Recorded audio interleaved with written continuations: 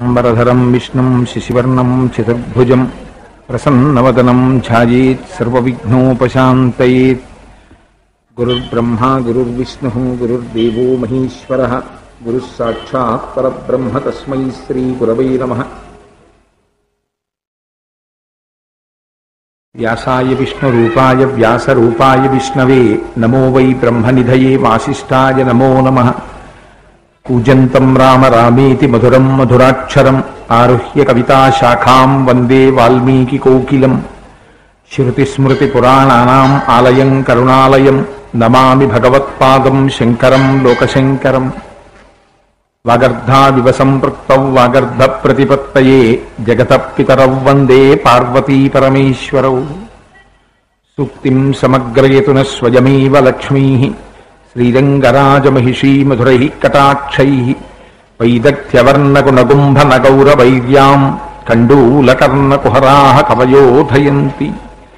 హైమోత్ఫపుండ్రమజహన్మకుటం సునాసం మందస్మితం మకరకుండలచారుగండం.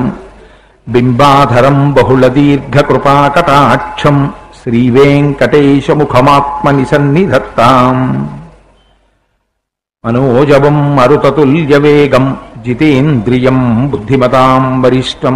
వాతాత్మజం వనరయూధముఖ్యం శ్రీరామదూతం శిరసా నమామి. అపదామపహర్తారం దాతారం సర్వసంపదాం లోకాభిరామం శ్రీరామం భూయో భూయో నమామ్యహం. శ్రీరామచంద్రం శ్రితపారిజాతం సీతాముఖాంబోరుహచంచరీకః. సమస్తకల్యాణగుణాభిరామः నిరంతరం మంగళమాతనోతు. సింధూరారుణవిగ్రహాం త్రినయనాం మాణిక్యమౌళిస్ఫురత్తారానాయకశేఖరాం స్మితముఖీం ఆపీనవక్షోరుహాం. పాణిభ్యాం అళిపూర్ణరత్నచషకం రక్తోత్పలం బిభ్రతీం సౌమ్యాం రత్నఘటస్థరక్తచరణాం ధ్యాయేత్ పరేదంబికాం. హరి ఓం. పరమేశ్వర స్వరూపమైన సభకి నమస్కారం. నిన్నటి రోజు స్వర్ణకవచాలంకృత దుర్గాదేవి యొక్క స్వరూపం గురించి కొద్దిగా మనవి చేశాను. అంటే నేను దాని గురించి విపులంగా చెప్తున్నాను అని కాదు, ఆ రోజు విజయవాడలో అమ్మవారి యొక్క స్వరూపాన్ని ఏ విధంగా ఏర్పాటు చేస్తారో దాని గురించి కొద్దిగా ఒక్కసారి వివరణ చేస్తున్నాను. అవతారం గురించి ఒకసారి స్మరించడం అనేటటువంటిది మంచిది కనుక. ఇవాల్టి రోజున బాలా త్రిపుర సుందరి అనేటటువంటి మాట మీకు లలితా సహస్రనామ స్తోత్రంలో కూడా వస్తుంది, శ్రీమత్ త్రిపుర సుందరి అని. అలాగే భండపుత్ర వధోద్యుక్త బాలా విక్రమనందిత అన్న చోట ఆ భండాసురుని యొక్క పుత్రులైనటువంటి 30 మందిని సంహరించినటువంటి త్రిపుర సుందరి యొక్క కుమార్తె అయిన బాలా అనబడేటటువంటి అమ్మవారి యొక్క వైభవాన్ని చూసి జగజ్జనని సంతోషించినది అని ఒక నామం వస్తుంది. ఈ త్రిపుర నామము చాలా పరమ పవిత్రమైనటువంటి నామము. ఆ త్రిపుర సుందరీ స్వరూపంగా ఇవాళ అలంకారం చేయబడినప్పుడు ఒకటి జ్ఞాపకం పెట్టుకోండి, అక్కడ ఉన్న స్వరూపం ఏదో చేయబడుతుంది అంతే. అది మీకు ఒక్కొక్కసారి సౌకర్యం కోసం అలా ఒకసారి అలంకారం చేస్తారు. ఆ త్రిపుర సుందరికి ఉండేటటువంటి రహస్యం, త్రిపుర సుందరి అని పిలవడంలో ఒక రహస్యం ఉంది. అసలు వాళ్ళ దాంపత్యం చాలా గమ్మత్తైన దాంపత్యం అండి. ఆవిడేమో త్రిపుర సుందరి, ఆయనేమో త్రిపురాంతకుడు. వాళ్ళిద్దరూ ఆది దంపతులు. ఎంత గమ్మత్తో చూడండి. పార్వతీ పరమేశ్వరుల యొక్క తత్వం అలా ఉంటుంది. త్రిపుర సుందరి అంటే ఎక్కడో ఉండవు 3 పురములు. జాగృత్, స్వప్న, సుషుప్తి అని 3 అవస్థలు ఉంటాయి మనకి. జాగృత్ అంటే ఇంద్రియములతో ఈ జగత్తునంతటినీ కూడా తెలుసుకుని అనుభవించుట. ఇంద్రియములంటే కళ్ళు, ముక్కు, చెవు, నాలుక, చర్మము.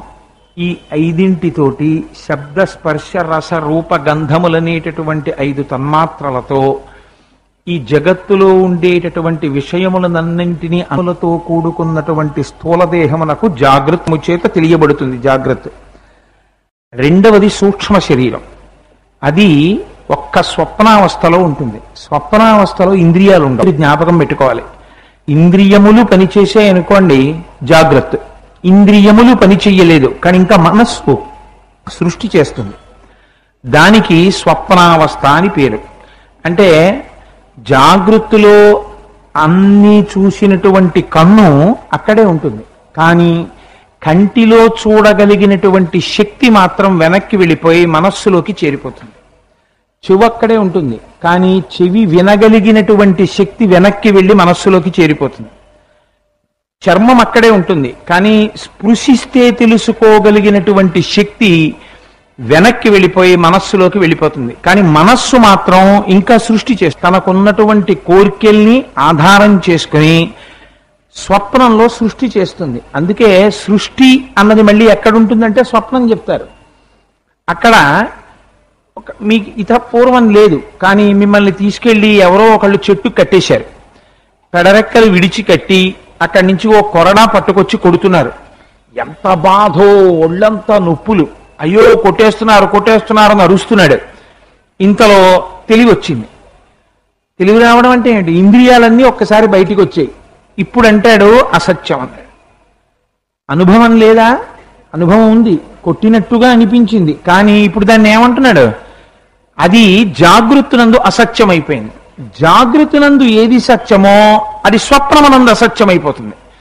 జాగృతిలో భార్య సత్యం, బిడ్డలు సత్యం, ఇల్లు సత్యం, అన్నీ సత్యం. స్వప్నంలోకి వెళ్ళేటప్పటికీ అన్నీ అసత్యం. ఏమున్నాయి? ఏమీ లేవు. అన్నీ లయమైపోయాయి. ఇంద్రియాలతో పాటే అన్నీ వెళ్ళిపోతాయి. సుషుప్తి అని మూడోది ఉంటుంది. ఇక్కడికి వెళ్ళేటప్పటికీ అసలు మనస్సు కూడా ఉండదు. మనస్సు కూడా అలిసిపోయి ఇంద్రియాల్ని చంకలో పెట్టుకుని ఆ మనస్సు కూడా ఆత్మలోకి వెళ్ళిపోతుంది. కానీ ఆత్మ ఏ ఉన్నాడు అని మాత్రం తెలుసుకోలేడు, అజ్ఞానావస్థలో ఉంటాడు. కేవలము ఆత్మ ఒక్కటే ఉంటుంది, మనస్సు లేదు, ఇంద్రియాలు లేవు. ఎంతసేపు నిద్రపోయావు? గడియారం బట్టి చెప్పాలంతే. కాలము తెలియదు, దేశము తెలియదు, జరిగినవి తెలియవు, ఏమీ తెలియవు. పడిపోయి ఉండిపోయింది. రమణ మహర్షి అంటారు, కాపలా కుక్క యజమాని ఇంటిలో నిద్రపోతున్నప్పుడు గేటు బయటకి లోపలికి తిరుగుతూ దొంగ రాకుండా కాపాడినట్టు ఊపిరి లోపలికి బయటికి వస్తూ ఇది శవమనుకుని తీసుకుపోకుండా రక్ష చేస్తూ ఉంటుంది. తనకి మాత్రం ఏమీ తెలియదు, నిద్రపోతుంటాడు. ఇలా ఈ మూడు అవస్థల్లో స్వప్నమునకు జాగృతికి స్థితి అని పేరు, సుషుప్తికి లయ అని పేరు. లయ అక్కడే ఉన్నాయి, జాగృతి స్వప్న సుషుప్తి అక్కడే ఉన్నాయి, స్థూల సూక్ష్మ కారణ శరీరాలు అక్కడే ఉన్నాయి. ఈ మూడు అవస్థ అటువంటి మూడు శరీరములు ఏమున్నాయో అవే మూడు పురములు. ఆ మూడు పురాలు ఎక్కడున్నాయి? ఇంద్రియాలతో అనుభవించినప్పుడు స్థూల శరీరం, ఈ కాళ్ళు చేతులు అన్నీ తెలుస్తాయి. ఒక్క సూక్ష్మ శరీరంతో మాత్రమే మనస్సుతో తెలుసుకున్నప్పుడు స్వప్నము. అసలు కారణ శరీరంతో కేవలం తమోగుణ భూయిష్ఠుడై అజ్ఞానావస్థలో కేవలము ఆత్మ ఒక్కటే ఉండగా తన గురించి తనకి తెలియకుండా నిద్రపోయినటువంటి గాఢ నిద్రలోని స్థితిలో కారణ శరీరుడు. ఇప్పుడు ఈ మూడు శరీరములు ఎక్కడున్నాయి? ఇక్కడే ఉన్నాయి. ఈ మూడు శరీరములను మూడు పురములుగా చేసుకుని ఈ జగత్తునంతటిని అనుభవింపచేస్తూ బాల అంటే, బాలలకి ఏముంటుంది? ఆటలు ఆడతారు వాళ్ళు. పిల్లలు ఏం చేస్తారు? ఎప్పుడూ ఆడుకుంటారు. అలా అమ్మవారు కూడా వినోదిస్తుంది, ఆట ఆడుకుంటుంది. ఈ మూడు అవస్థల్లో తిప్పుతూ ఉంటుంది. ఎన్ని సంవత్సరములు బ్రతకనివ్వండి, ఎన్ని కోట్ల జన్మలు ఎత్తనివ్వండి, ఉపాధులు మారతాయి. అంతే, అంతే రహస్యం. కుక్క ఉన్నది, కుక్కకి జాగృతి ఉంటుంది, కుక్కకి స్వప్నం ఉంటుంది, కుక్కకి సుషుప్తి ఉంటుంది. మీరు పిపీలికాది పర్యంతంలో సమస్త ప్రాణులకు ఈ మూడు ఉంటాయి. మనిషికి కూడా ఉంది. ఈ మూడు అవస్థలను మూడు చేసి వినోదింపచేసి క్రీడిస్తున్నటువంటి లోపల ఉన్న ఆత్మస్వరూపురాలెవరో ఆవిడయే త్రిపుర సుందరి. ఆయన త్రిపురాంతకుడు. ఆయన జ్ఞానం కలిగిందనుకోండి, తాను శివుడైపోతాడు. తాను శివుడైపోవాలంటే అమ్మవారు ఈ మూడో అవస్థ కాకుండా జ్ఞానం ఇస్తుంది. ఆ ఇచ్చేటటువంటి స్వరూపమే ఇవ్వాల్టి త్రిపుర సుందరి స్వరూపం. ఆవిడ ఇవ్వాల్టి రూపంతో చాలా ఇస్తుంది. అందుకే బాల అని పిలిస్తే ఆ బాలాస్వరూపంతో అమ్మవారు జ్ఞానం కూడా ఇచ్చేస్తుంది. బాలగా ఆవిడ తొందరగా పలుకుతుంది. అందుకే బాలా పూజలు అనేటటువంటివి చాలా విశేషాన్ని పొందాయి శాస్త్రంలో. మీరు ఇక్కడ చూస్తారు, నేను ఇప్పుడు ఇవన్నీ చెప్పేశాను అనుకోండి, చెప్పేశాడు కదండి అనుకుంటారు మీరు. అందుకని చెప్పి చెప్పను, దాచేస్తాను కొన్ని. మీరు బాల పూజ జరిగిన రోజున, సువాసిని పూజ జరిగిన రోజున నిజంగా అసలు బాల పూజ అంటే ఏమిటో, సువాసిని పూజ అంటే ఏమిటో చూద్దురు గాని. ఎంత అందంగా చేస్తారో ఆ పూజలు చూద్దురు గాని. కూర్చోపెట్టి చేస్తారు సువాసిని, ఆ వైభవాన్ని అనుభవిద్దురు గాని. అందుచేత అటువంటి బాలా త్రిపుర సుందరిగా ఇవాళ అమ్మవారు అర్చన చేయబడుతుంది. ఈ బాలా త్రిపుర సుందరి స్వరూపాన్ని మనసులో ఒక్కసారి స్మరించి అమ్మవారి వంక చూసి నమస్కారం చేశారనుకోండి, అక్కడ అలంకారం కాదు జరగవలసింది, ఇక్కడ అలంకారం జరగాలి. అది అమ్మవారికి 9 రోజులు 9 అలంకారాలు చేయడంలో ఉన్న రహస్యం ఏమిటంటే, అబ్బాయి అక్కడ కాదురా, ఉన్నది ఒకటే మూర్తి, ఆవిడే మారుతుంటుంది, ఆవిడికే అలంకారం చేస్తారు. ఇదే కోటేశ్వరరావు పంచ కట్టుకుని లాల్చీ వేసుకుని ఉత్తరీయం వేసుకుని ఉపన్యాసానికి వచ్చాడు అనుకోండి, మీలో చాలా మంది గుర్తుపడతారు కోటేశ్వరరావు వచ్చాడని. నేను అప్పుడప్పుడు గుళ్ళోకి వెడుతుంటాను వెంకటనగర్లో. వెడితే ప్రదక్షిణం చేసి నమస్కారం చేసుకుంటుంటే ఎవరో నాకు ఎదురొచ్చి ఓసారి వెనక్కి తిరిగి చూసి, అయ్యో కోటేశ్వరరావు కదండి, మిమ్మల్ని గుర్తుపట్టలేకపోయా ఉంటారు. ఏ ఆఫీస్కి వెడుతూనో గుళ్ళోకి వెడతాను. అంటే కోటేశ్వరరావు మారిపోయాడా? కోటేశ్వరరావు మారడు, కోటేశ్వరరావు యొక్క వస్త్రధారణ మారిపోయింది ప్యాంటు చొక్కాతో. జాగృతిలో ఉన్న ఆవిడే, ఆయన మహారాజు గారు. ఆయనకి 3 పెద్ద పెద్ద నగరాలు ఉన్నాయి. 3 పెద్ద పెద్ద నగరాల్లో రాజుగారు ఏ నగరంలోకి వెళ్ళినా రాజుగారే కదండి. నేను ఇంటి యజమాని, ఒక ఇంటికి నా ఇంట్లో 3 గదులు ఉన్నాయి. నా హాల్లోకి వచ్చినప్పుడేమో కోటేశ్వరరావు గారండి, బెడ్రూమ్లోకి వెడితే కోటేశ్వరరావు కాదండి, లేకపోతే కిచెన్ లోకి వెడితే అసలు కోటేశ్వరరావు గారే కాదండి అని మీరు అంటారా? కిచెన్ లోకి వెళ్ళినా కోటేశ్వరరావు. ఈ 3 అవస్థలలోనూ కూడా క్రీడించి వినోదించి ఎలా ఆడిస్తున్నానో చూడు వీణ్ణి. ఈ పిచ్చాడు అనుకుంటున్నాడు, నేను చాలా సుఖపడుతున్నాను అనుకుంటున్నాడు. కానీ నేను ఎప్పుడు వీడిని ఆడించేది ఈ 3 సినిమాలే. వీడెప్పుడు ఏం చేస్తాడంటే, రమణ మహర్షి చెప్తారు, ఎంత అందంగా చెప్తారో మహానుభావుడు. ఆఫీస్కి వెళ్ళేవాడు ఆఫీస్కి వెళ్ళినట్టు ఇంద్రియాలన్నీ ఓసారి పైకి లేస్తాయి, బయటికి వస్తాయి, అన్నిటినీ చూస్తాయి. కాసేపు కన్ను చూస్తుంది కన్ను అలిసిపోతుంది, వింటుంది చెవు అలిసిపోతుంది. ఆఫీస్కి వెళ్ళి రాశాడు అలిసిపోయాడు. 5 అయ్యేటప్పటికి స్కూటర్ ఎక్కి ఇంటికి వచ్చేసాడు. అమ్మయ్యా ఇంటికి వచ్చేసానన్నాడు. అలా ఇంద్రియాలన్నీ అలిసిపోయి బస్సులో ఉన్నాడో, రైల్లో ఉన్నాడో, ఆఫీసులో ఉన్నాడో తెలియదు. కొంతమంది ఉపన్యాసంలో బాగా నిద్ర వస్తుంది, అందుకని వాళ్ళకి ఇలా కళ్ళు మూతలు పడిపోయి అయ్యో మనం అలా ముందు కూర్చోవడం ఎందుకు, ఆవలించడం ఎందుకు అని కూడా ఉండదు. ఆ ముందు వరుసలో కూర్చుని ఇంకేదో కృష్ణ భగవానుడు నోట్లో విశ్వరూపం చూపించినంత నోరు తెరిచి ఆవలిస్తూ ఉండడం. అందుకని అలా ఈ 3 అవస్థల్లో ఆవిడ తిప్పుతూ ఉంటుంది. 3 అవస్థ ఎన్ని సంవత్సరములు బ్రతకనివ్వండి, 3 అవస్థలే. 4వ అవస్థ ఏమిటో తెలుసా అండి?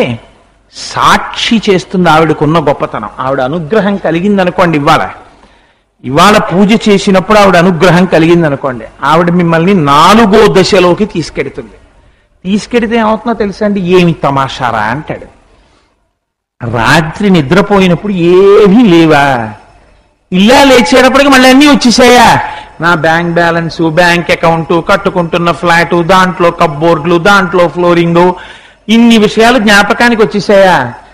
బాగా గాఢ నిద్రలోకి వెళ్ళిపోతే అసలు కల కూడా లేదా?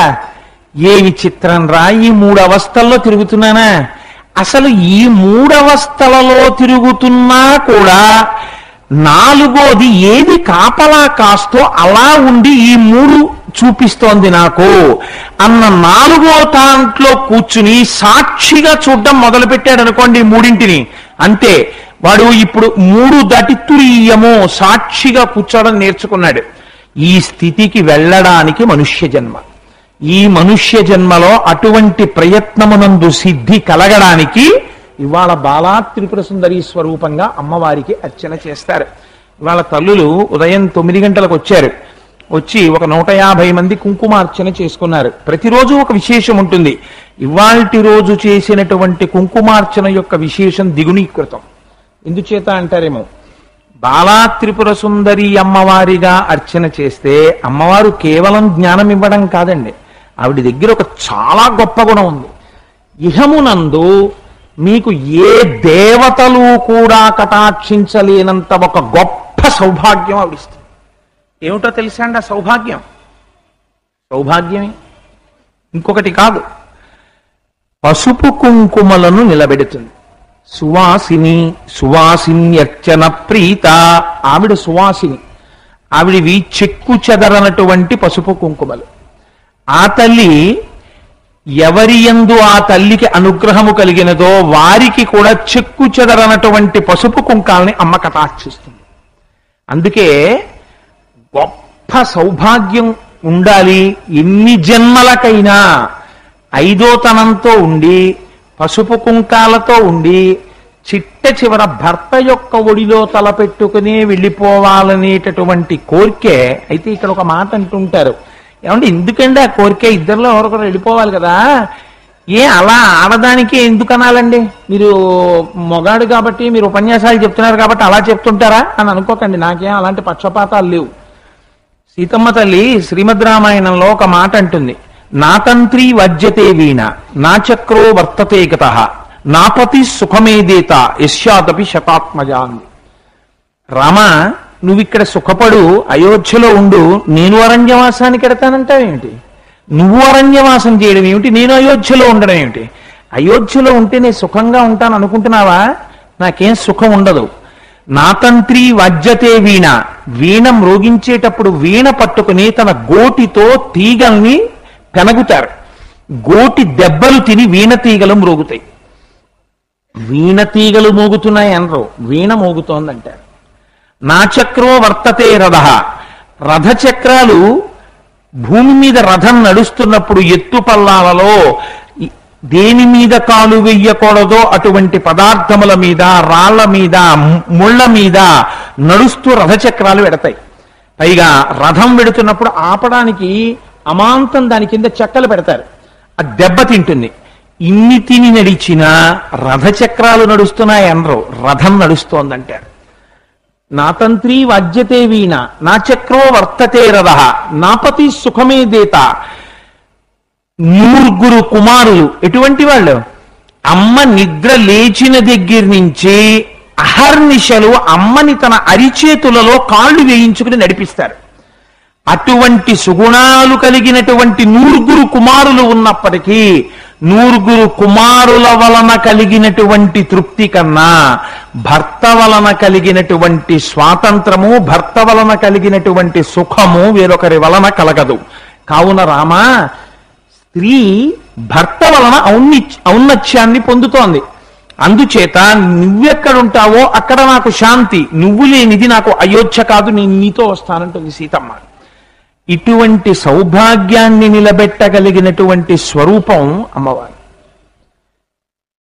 అమ్మవారు ఆడవాళ్ళకి పసుపు కుంకాలు ఇవ్వడంలో ఒక్కసారి అమ్మ నామజపాన్ని చేసినంత మాత్రం చేత ఎటువంటి స్థితికి తీసుకెడుతుందో మీకు నేను ఒక ఉదాహరణ చెప్తాను. అందుకే జన్మజన్మాంతర సుకృతం అంటారండి. ఒక వైదికమైనటువంటి అర్చన జరుగుతున్న చోట, ఒక దేవాలయ ప్రాంగణంలో ప్రధానమూర్తికి కుంకుమార్చన జరుగుతుండగా స్వరంతో చక్కగా వాళ్ళు శ్రీ సూక్తం చెప్తూ ఉండగా 9 రోజులు ఒకరు కుంకుమార్చన చేసుకున్నారనుకోండి, నేనంటాను వాళ్ళకన్నా ఐశ్వర్యవంతులు ప్రపంచంలో లేరంటారు. వాళ్ళు ఏది ఎప్పుడు పొందాలో అది పొందారు. వాళ్ళకన్నా భాగ్యవంతులు ఎవరు? దీనికోసమే కదా ఇవాళ ఈ ఆలయ పాలక మండలి వాళ్ళు, గోపాలకృష్ణ స్వామి వారు, అమ్మా మీరు పైసా ఇవ్వక్కర్లేదు, మీ పేరు రాసుకోండి చాలు. ఒక 150 మంది కన్నా ప్రాంగణం పట్టదు కనుక 150 మందికి కుంకుమార్చనలు చేయిస్తామని వాళ్ళు నడుం కట్టి ముందుకొచ్చారు. ఎంత ఉదారంగా వచ్చారండి. బయట ఉన్న వాళ్ళకి పూజ కనబట్టలేదని తెల్లవారేటప్పటికి గోడ బదలగొట్టేశారు. చూశారు కదా మీరు. అందుకని నా తంత్రి వాజ్యతే వీణ, నా చక్రో వర్తతే రథ, నాపతి సుఖమేదేత యస్యాదపి శతాత్మజ. మీకు నేను ఒక ఉదాహరణ చెప్తాను. అమ్మవారి యొక్క అనుగ్రహం అంటే ఎలా ఉంటుందంటే, ప్రత్యేకించి సువాసిని తత్వంలో 5వ తనం కోసం పరిఢవిల్లిపోయేటటువంటి, 5వ తనం కోసం అని చెప్పేసి చాలా మనస్సులో వ్యగ్రతను పొందినటువంటి స్త్రీ ఆర్తితో అమ్మ అని పిలిస్తే ఎలా పలుకుతుందో అమ్మవారు మీకు నేను ఒక ఉదాహరణ చూపిస్తాను. ఎక్కడి నుంచో అక్కర్లేదు, దేవీ భాగవతంలోంచి మీకు ఒక ఘట్టాన్ని నేను చెప్తాను. పూర్వకాలంలో ఒక మహారాజు గారు ఒక ఆయన రాజ్యం చేస్తుండేవాడు. ఆయన పేరు ధ్రువసంధి. నాకు ఆ పేర్లంతా సరిగ్గా జ్ఞాపకం ఉన్నాయో లేవో నాకు తెలియదు, కానీ నేను బహుశా అమ్మవారు నా చేత తప్పు పలికించదని నేను అనుకుంటున్నాను. ధ్రువసంధి అనబడేటటువంటి రాజు అయోధ్య నగరాన్ని పరిపాలిస్తున్నటువంటి రోజులలో ఆయనకి 2 భార్యలు ఉండేవారు. పెద్ద భార్య పేరు మనోరమ, రెండవ భార్య పేరు లీలావతి. ఇద్దరూ మంచి గుణములు కలిగినటువంటి వారే. రాజు చాలా సంతోషంగా ఉన్నారు. 2 భార్యలకి ఒక్కొక్క కుమారుడు జన్మించాడు. పెద్ద భార్య మనోరమకి జన్మించినటువంటి కుమారుడికి సుదర్శనుడని పేరు పెట్టారు. రెండవ భార్య అయినటువంటి లీలావతికి జన్మించినటువంటి కుమారుడికి శత్రుజిత్ అని పేరు పెట్టారు. శత్రుజిత్ ఎక్కువ మాట్లాడేవాడు, ఆకర్షణీయంగా మాట్లాడేవాడు, అందరినీ వశపరుచుకునేవాడు. సుదర్శనుడు మంచి పరాక్రమవంతుడు, తెలివైనవాడు, కానీ ఎక్కువ మాట్లాడేవాడు కాదు, ఎక్కువ అందరినీ తన వశంలో పెట్టుకునేవాడు కాదు. ప్రమాదం అంటే ఎలా ఉంటుందో చూడండి. ప్రమాదము అంటే మీ బుద్ధితో మీరు తప్పించుకోలేనిది. ఒకనాడు మహారాజు బయలుదేరి ధ్రువసంధి వేటకి వెళ్ళాడు. పక్కనున్నటువంటి పొదలలోంచి ఒక పెద్ద సింహం చూసి ఆయన మీద పడింది. పడితే బాణాలు వేశాడు. ఆ సింహం మీద పడుతుంటే కత్తి తీసి పొడిచాడు. ఆ సింహం పంజా పెట్టి రాజుని కొట్టింది.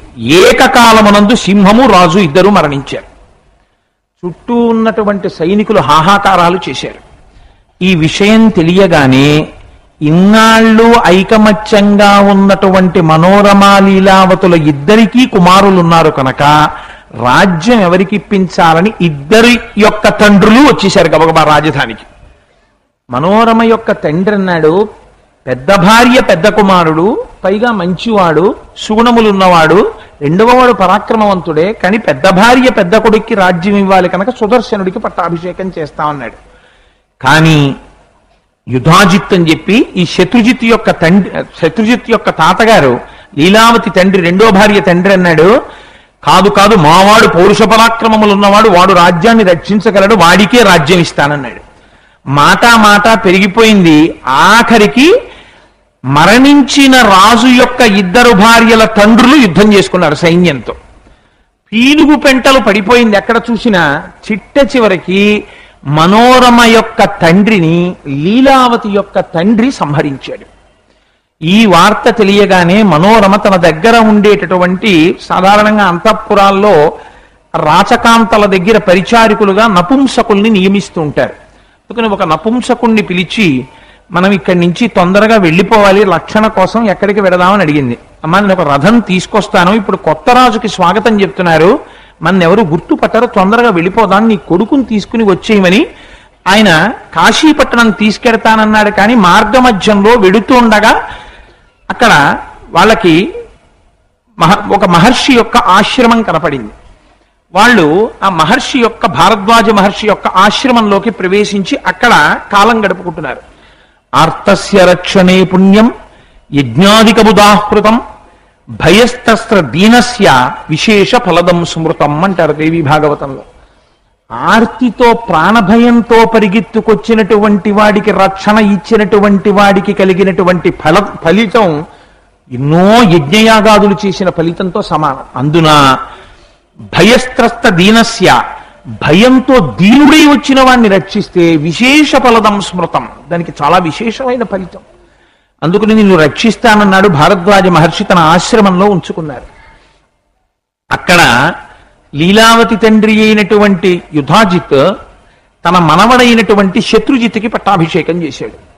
కానీ శత్రుశేషం మిగలకూడదు, సుదర్శనుడు ఎక్కడున్నా నాకు సందేశం పట్టండి, చంపుతానని గూఢచారుల్ని పంపించాడు. భారద్వాజ మహర్షి ఆశ్రమంలో పిల్లవాడు పెరుగుతున్నాడు అని గూఢచారులు వార్త తెచ్చారు. ససైన్యంగా బయలుదేరాడు యుద్ధానికి. ఆశ్రమ ప్రాంగణంలోకి రథాలతో విడితే మహర్షి శపిస్తాడని బయట కోయగూడెంలో ఆగాడు. ఈ విషయం తెలుసుకుంది మనోరమ. తెలుసుకుని మహర్షి పాదములను పట్టుకుని ప్రార్థన చేసింది, నాకు నా పుత్రుడికి నీవే రక్ష అని. ఆయన అమ్మ నేను రక్షిస్తానని మహర్షి రాయబారానికి వెళ్ళారు. ఇది మహాత్ముల యొక్క హృదయ స్థితి. ఆయన వెళ్ళి తప్పయా, తండ్రి మరణించినటువంటి పిల్లవాడు, వాడికి వెళ్ళవలసిన రాజ్యాన్ని నువ్వు నీ మనవడికి ఇచ్చావు, పైగా వాడిని చంపడం కోసం వచ్చావు, అలా చెయ్యకూడదన్నారు. ఆయన మాట వినకపోగా యుధాజిత్తు భారద్వాజ మహర్షి ఆశ్రమం మీదకి దండయాత్ర చేస్తానన్నాడు. అని మంత్రి తెలివైనవాడు. విశ్వామిత్రుడు ఇలాగే ఒకనాడు వశిష్ఠుడి మీదకి వెళ్ళాడు, చాలా ఇబ్బంది పడ్డాడు. అందుకని మహారాజా వెళ్ళకని చెప్పాడు. సరే అవకాశం కోసం ఎదురు చూస్తానని వెనక్కి వెళ్ళిపోయాడు. నీకు ఇక్కడే అమ్మవారి యొక్క అనుగ్రహం అంటే ఎలా ఉంటుందో చూపిస్తారు. ఒకనాడు ఈ పిల్లవాడు సుదర్శనుడు మునియాశ్రమంలో మునిబాలకుడిగా ఆడుకుంటున్నాడు. ఆడుకుంటుంటే తల్లితో పాటు వచ్చినటువంటి నపుంసకుణ్ణి క్లీబుడు అంటారు. ఆయన అక్కడ ఆడుకుంటున్నాడు, ఆయన అక్కడ తిరుగుతున్నాడు. ఆయన్ని పిలవడం కోసమని చెప్పి ఓ క్లీబకుడా అని పిలిచాడు. పిలవడంలో ఆ మొట్టమొదటి అక్షరం క్లీ అన్నది ఏదో గమ్మత్తుగా అనిపించింది ఆ పిల్లాడికి. అనిపించి క్లీ క్లీ ఏమిట్రా ఇది ఏదో గమ్మత్తుగా ఉందని 4 మాటలు అనుకున్నాడు. అనుకోవడంలో క్లీ క్లీ క్లీం అన్నాడు. ఉడే పక్కన 0 కూడా పెడితే ఇది ఏదో భలే గమ్మత్తుగా ఉందిరా అనుకున్నాడు. అతనికి తెలియదు ఇది కామరాజ బీజాక్షరం అని తెలియదు. దానికేం అంగన్యాస కరన్యాసాలు చేయలేదు, దానికేం ఋషుల్ని ప్రార్థన చేయలేదు, నమస్కారం చేయలేదు. కానీ ఇదేదో బాగుంది అనుకున్నాడు. కొందరికి చూడండి అస్తమానం ఏదో మాట అంటుంటారు, ఊతపదం అంటారు. అలా రాత్రి పడుకున్నా నిద్ర లేచినా ఏం చేస్తున్నా క్లీం అంటుండేవాడు. ఆ క్లీం క్లీం క్లీం అంటూ ఉండడంలో అది బీజాక్షరం, దాని శక్తి చూపించేస్తుంది. తెలిసి చదివాడా తెలియక అన్నాడా అమ్మవారు చూడలేదు. ఒక అమాయకుడైనటువంటి పిల్లవాడు అస్తమానం ఆ బీజాక్షరం పలుకుతున్నాడు. ఒక రోజు రాత్రి సుదర్శనుడు నిద్రపోతున్నాడు. ఎలాంటి దర్శనం ఇచ్చిందో తెలుసా అండి అమ్మవారు? రక్తాంబరాం రక్తవర్ణాం రక్త సర్వాంగ సుందరాం గారుడే వాహనే సంస్థాం వైష్ణవీం శక్తిమద్భుతాం. విష్ణు శక్తిగా గరుత్మంతుణ్ణి అధిరోహించి ఎర్రటి వస్త్రములతో, ఎర్రటి దేహంతో, ఎర్రటి మాలలతో, ఎర్రటి ఆభరణాలతో దర్శనమిచ్చింది. ఇస్తే పొంగిపోయాడు. ఆ స్వరూపాన్ని చూసి మనస్సులోనే నమస్కారం చేస్తూ ఆ నిద్రపోతున్నటువంటి సుదర్శనుడు స్తోత్రం చేశాడు. చేస్తే అమ్మవారు సంతోషించి సర్వకాలముల యందు నిన్ను నేను రక్షిస్తానని చెప్పింది. వాడు గమ్మత్తుగా గొప్ప విలువిద్య నిపుణుడైపోతున్నాడు. రోజు రోజుకి అస్త్ర విద్యలు శస్త్ర విద్యలు నేర్చేసుకుంటున్నాడు, ఉన్నతికి వచ్చేస్తున్నాడు. అదే కాలమునందు అమ్మవారి అనుగ్రహం అంటే ఎలా ఉంటుందో చూడండి. కాశీపట్టణాన్ని పరిపాలించేటటువంటి సుబాహుడనేటటువంటి రాజు యొక్క కుమార్తె అయిన శశికళ అనబడేటటువంటి సౌందర్య రాశి అయిన పిల్ల కలలో జగదంబ కనపడింది. కనపడి నీ భర్తని నేను నిర్ణయించాను, భారద్వాజ మహర్షి ఆశ్రమంలో పెరుగుతున్న సుదర్శనుడే నీ భర్త అని చెప్పి అంతర్ధానం చెందింది. ఆ పిల్ల నిద్ర లేచింది. అనుకోకుండా అటుగా బ్రాహ్మణుడు వస్తున్నాడు. అయ్యా మీరు ఎక్కడి నుంచి వస్తున్నారు అంది. నేను భారద్వాజాశ్రమం నుంచి వస్తున్నానమ్మా అన్నాడు. అయ్యా ఏమిటండి విశేషాలు అంది. నువ్వు కన్నెపిల్లవి నీకెందుకు ఆశ్రమ విశేషాలు అన్నాడు. అబ్బాయి వినాలనుందండి అంది. అమ్మవారి అనుగ్రహం అంటే చూడండి ఎలా ఉంటుందో. అమ్మవారిని పూజించినటువంటి వారికి లోటు ఉండదండి. వివాహం కుదర్చడంలో అదే అమ్మవారి శక్తి. అందుకే రుక్మిణీ కళ్యాణంలో నమ్మితి నామనంబున సనాతనులైనము మా మహేషులన్ మిమ్ము పురాణ దంపతుల మేలు భజింతు కదమ్మ మీటి పెద్దమ్మ దయాంబురాశివి కదమ్మ హరిన్ పతిచేయుమమ్మ నిన్ను నమ్మిన వారికెన్నటికి నాశము లేదు కదమ్మ ఈశ్వరి అంటూ రుక్మిణీదేవి. ఆ తల్లి ఈ మాట చెప్పగానే ఆవిడ యొక్క సంకల్పం ఆ వచ్చినటువంటి బ్రాహ్మణుడు అన్నాడు, అమ్మ నిన్ను చూస్తుంటే చాలా ముచ్చటగా ఉంది, అంత సౌందర్యవంతురాలి అమ్మా, నీకు తగిన పిల్లాడొకడు ఆ భారద్వాజాశ్రమంలో ఉన్నాడు, వాడి పేరు సుదర్శనుడు అంటారు, నువ్వు పెళ్లి చేసుకుంటే వాడిని చేసుకోవాలమ్మా అన్నాడు. ఈ పిల్ల మనస్సు ఆ సుదర్శనుడు యందు నిలబడిపోయింది. అమ్మ అనుగ్రహం అనుకుంది. ఆ అమ్మాయికి యుక్త వయస్సు వచ్చింది. సరే ఇప్పుడు దేవీ భాగవతం నా ప్రధాన సబ్జెక్టు కాదు కాబట్టి ఒక విషయంగా చెప్తాను, దాన్ని స్థూలంగా. గబగబా తండ్రి గారు ఆ పిల్లకి వివాహం చెయ్యడం కోసమని ఇచ్ఛా స్వయంవరాన్ని ప్రకటించాడు. ఇచ్ఛా స్వయంవరం అంటే పిల్ల తనకి నచ్చినటువంటి పెండ్లి కుమారుని యొక్క వరుని యొక్క మెడలో పుష్పమాలని అలంకారం చెయ్యొచ్చు. ఎందరో రాజకుమారులు వచ్చారు. వాళ్లతో పాటుగా యుధాజిత్తు తన యొక్క మనవడైనటువంటి శత్రుజిత్తుని తీసుకుని వచ్చాడు. నిద్రపోతున్నటువంటి ఈ సుదర్శనుడికి కలలో కనపడి అమ్మవారు కాశీరాజు తన కుమార్తెకి స్వయంవరం ప్రకటించాడు, నువ్వు బయలుదేరి వెళ్ళమంది. ఆశ్చర్యకరంగా అక్కడ కోయగూడెంలో ఉండేటటువంటి నాయకుడు తెచ్చి రథాన్ని బహూకరించాడు. రథం ఎక్కి తల్లిని తీసుకుని ఆయన కూడా అక్కడికి వెళ్ళాడు. వెళితే ఈ విషయం తెలిసిపోయింది యుధాజిత్తుకి. సుదర్శనుడు వచ్చాడు తల్లితో కలిసి, వాళ్ళిద్దరిని మట్టు పెడతానన్నాడు.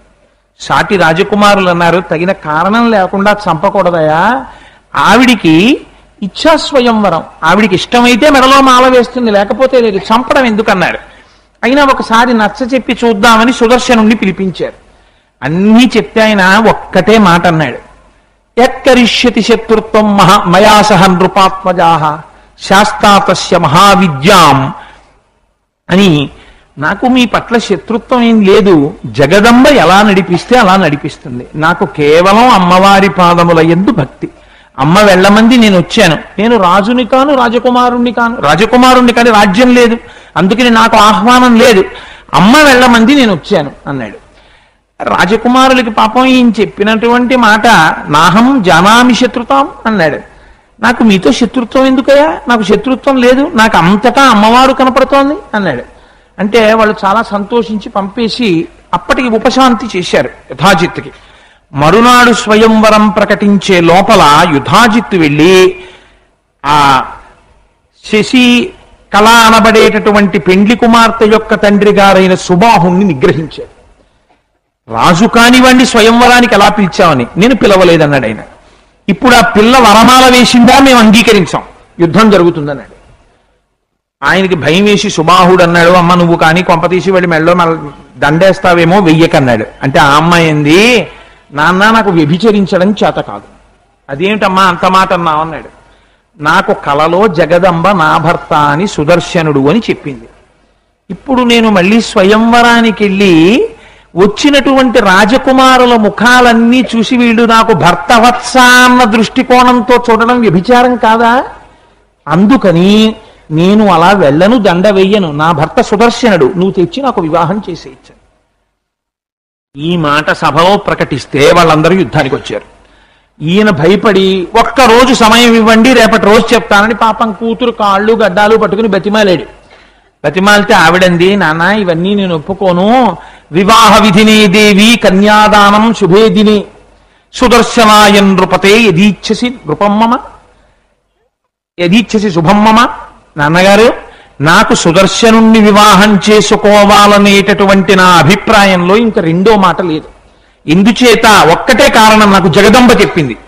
నాకు భర్త అవవలసినది ఎవరో జగదంబ నిర్ణయించింది. వీడెవరు నాన్నగారు నన్ను కాదనడానికి, కాదని వాడిని నిలబడమనండి జగదంబ చూసుకుంటుంది, నాకేమిటి భయం, నేను అమ్మ పాదాలు నమ్ముకున్నాను.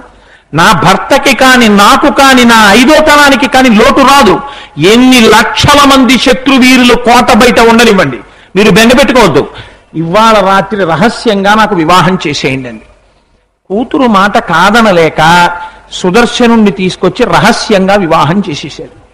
సారె ఇచ్చాడు, బయటికి పంపుదామంటే శత్రువులు ఉన్నారు, వాళ్ళకి తెలిసిపోయింది. వాళ్ళు ఏమీ తెలియని వాళ్ళల్లా, సరేలేవయా పెళ్లి చేసేసావు కదా, ఇంకా మేమెందుకు ఇంట్లో భోజనాలు, మేము వెళ్ళిపోతున్నామని చెప్పి సుదర్శనుడు తన భార్యతో కలిసి వెళ్ళేటటువంటి మార్గంలో పొంచి ఉన్నారు. మనోరమని సుదర్శనుణ్ణి సంహరించి ఆ శశికళని అపహరించడం కోసమని ప్రత్యేకించి యుధాజిత్తు తన మనవడితో కాపు కాశాడు. మరునాడు రథం ఎక్కుతున్నారు.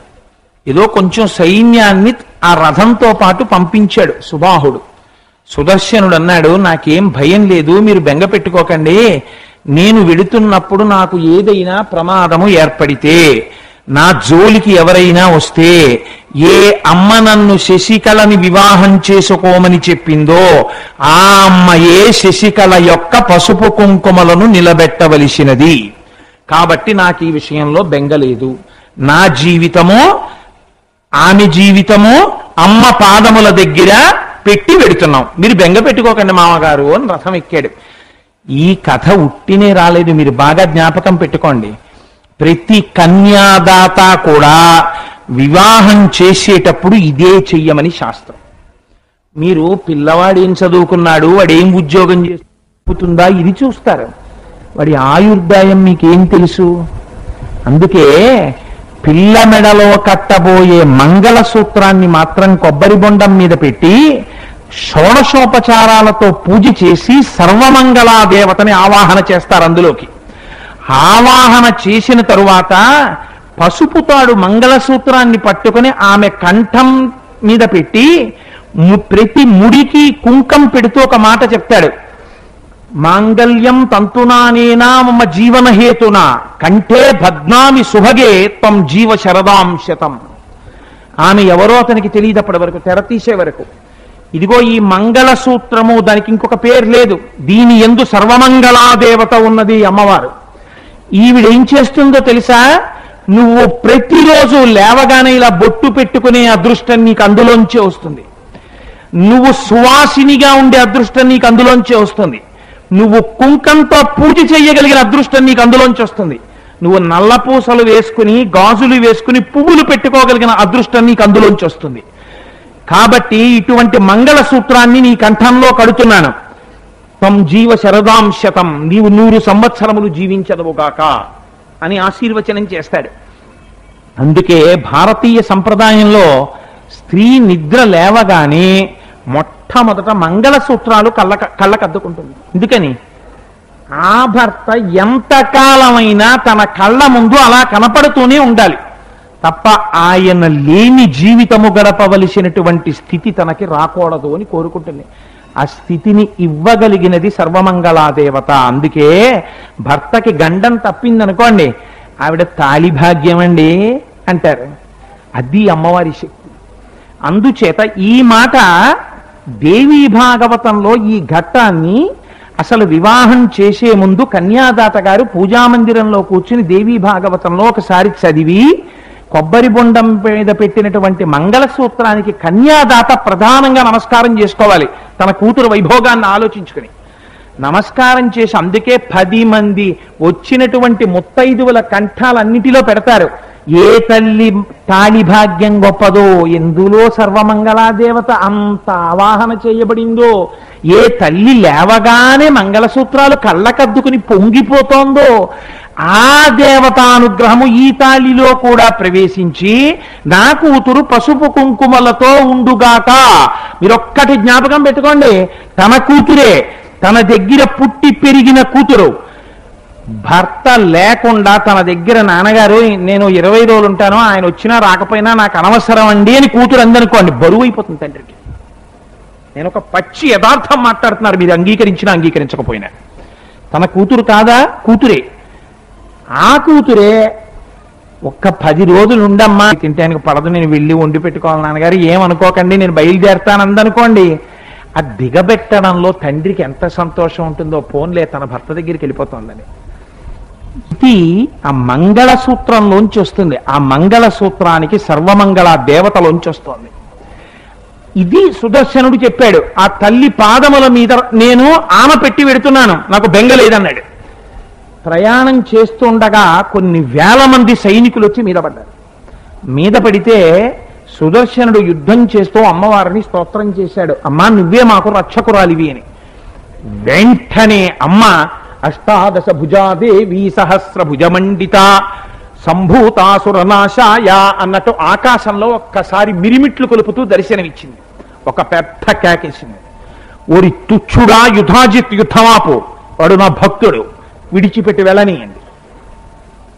ఏమిట్రా ఆవిడ మాట లెక్క పెట్టేది, వెయ్యండి బాణాలన్నాడు. అమ్మవారు 2 బాణములు తీసి సంధించి విడిచిపెట్టింది. ఏకకాలమునందు 2 బాణములకు యుధాజిత్తు శత్రుజిత్తు ఇద్దరు పడిపోయారు రథాల్లోంచి. అమ్మవారిని స్తోత్రం చేసి వచ్చి ఒక్కతే కూతురు కాబట్టి అటు కాశీరాజ్యాన్ని ఇటు అయోధ్యని రెండిటినీ కూడా పరిపాలించి బ్రతికి ఉన్నంత కాలం 2 చోట్ల అమ్మవారిని బంగారు సింహాసనం మీద దేవాలయాలు కట్టి పూజించి తన రాజ్యంలో ఉన్న వాళ్ళ చేత పూజింపచేసి 5వ తనంతో అందరూ సంతోషంగా ఉండేటట్టు పరిఢవిల్లేటట్టుగా చెయ్యగలిగాడు. కాబట్టి ఎక్కడుంది ప్రతి ఇంటిలో సౌభాగ్యం, ప్రతి ఇంటిలో ఆనందం దేనివల్ల ఉంది? అమ్మ ఉపాసనలో ఉంది, అమ్మకి చేసే కుంకుమార్చనలో ఉంది. అమ్మ ప్రత్యేకం చెప్పింది, ఆశ్వీజ మాసంలో నవరాత్రులలో ఎవరు సువాసినిగా నా కటాక్షము వల్ల ఉన్నారో వారు వచ్చి ఇంత కుంకుమ సమర్పిస్తే నేను పొంగిపోతానని చెప్పింది ఆవిడ. అందుకే ఆనాటి నుంచి ఈనాటి వరకు ఆ సువాసినులు వచ్చి కుంకుమార్చన చేసుకుని పొంగిపోతారు. రేపు కూడా 150 మందికి అవకాశం ఉంటుంది, మీరు చేసుకోవచ్చు. అందుచేత ఇప్పుడు చెప్పండి, ఎవరు ఐదోతనాన్ని నిలబెట్టింది? శశికళ యొక్క ఐదోతనాన్ని నిలబెట్టిన అమ్మవారు ఎవరు? ఆవిడే.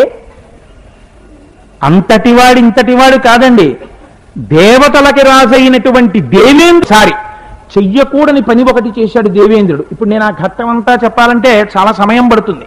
వృత్రాసుర సంహారం చేశాడు. నురుగులో వజ్రాయుధాన్ని పెట్టి తడి కాదు పొడి కాదని మిత్రుడిని చంపేశాడు. బ్రహ్మహత్యా పాతకం చుట్టుకుంది, మనస్సుకు అశాంతి వచ్చింది. వస్తే అమరావతిలో ఉండలేక రాజధానిని విడిచిపెట్టి మానస సరోవరానికి వెళ్ళిపోయి పద్మనాళంలో దూరి బతకడం మొదలుపెట్టాడు. అమరావతి ఖాళీ అయిపోయింది. అందాక ఒక ఇన్ఛార్జిని వేద్దామని చెప్పి దేవతలందరూ నహుషుణ్ణి తీసుకొచ్చి ఇంద్రపదవిలో కూర్చోబెట్టారు.